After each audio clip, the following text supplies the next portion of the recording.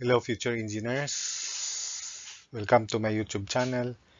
If you haven't yet subscribed, please subscribe if you find my videos helpful in your studies. To keep me going, please share my videos to your friends and to your friends' friends.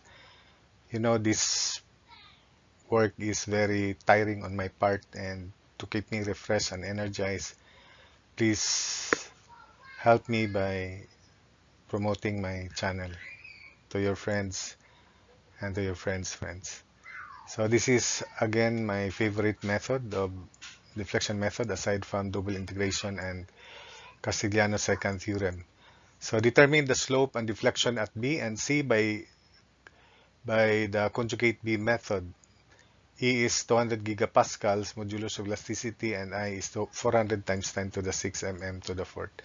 So here is the figure, and for this cantilever beam we have composite uh, segments.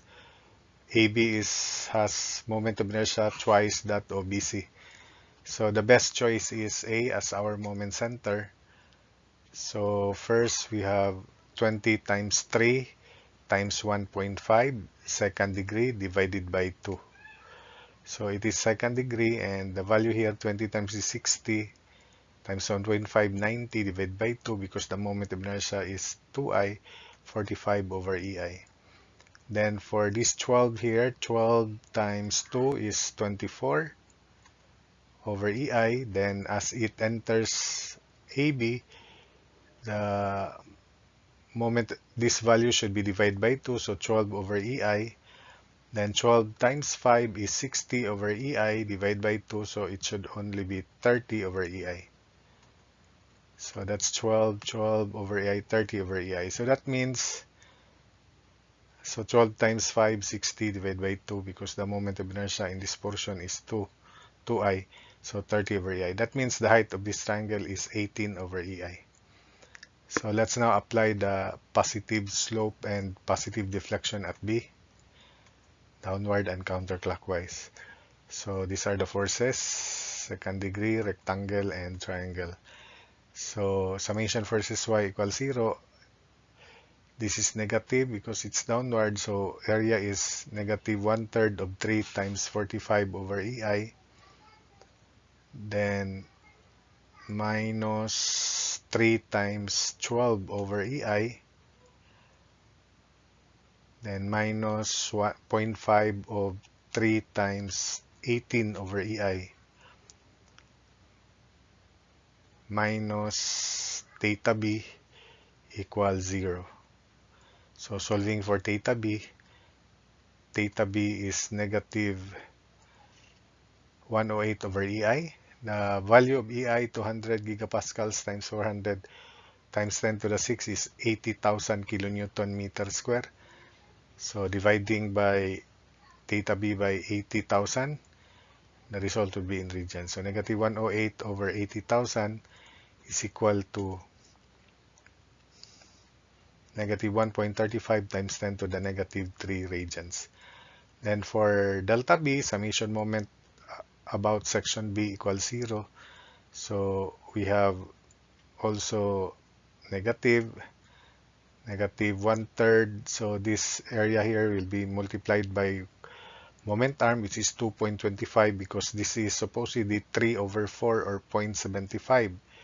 The location of the centroid from the left, 3 over 4 or 0.75. So the distance of this force from the right is equal, or this area from the right is equal to 3 minus 0.75, so 2.25.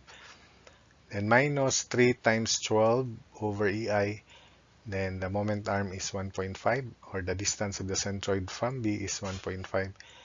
Then minus 0.5 times 3 times 18 over EI. 2/3 of 3 is 2, so this is 2. Then minus delta B equals 0.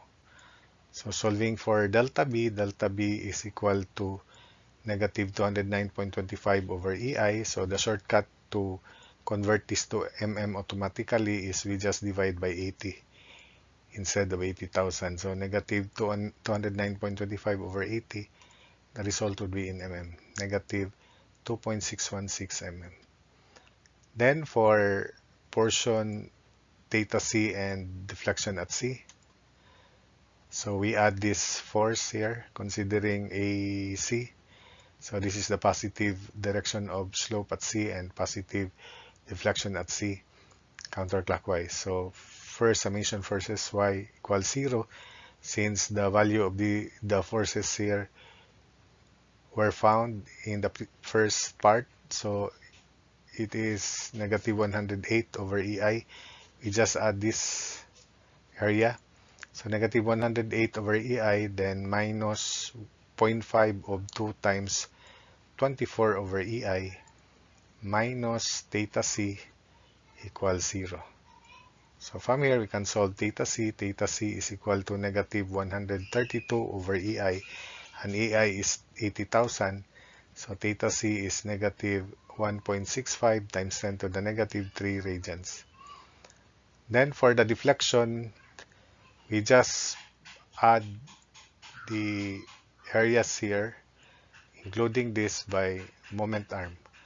The moment arm will change because these moment arms, or distance of centroid from B, distance of centroid from C would be, we should add 2 per these values. So negative 1/3 of 3 times 45 over EI times quantity 2.25 plus 2. Then minus 3 times 12 over EI times 1.5 plus 2, so 3.5. Minus 0.5 times 3 times 18 over EI times 2 plus 2, so 4. Then we add this value. 2/3 of 2 is 4/3 the moment arm, so minus 0.5 times 2 times 24 over EI times 4/3, then minus delta C equals 0. So we can now solve delta C using our calculator. So delta C is negative 457.25 over EI. So the shortcut is we just divide that by 80 to convert that to mm. So divide by 80, so delta C can now be found. It is equal to negative 5.716 mm. So that's it for this problem.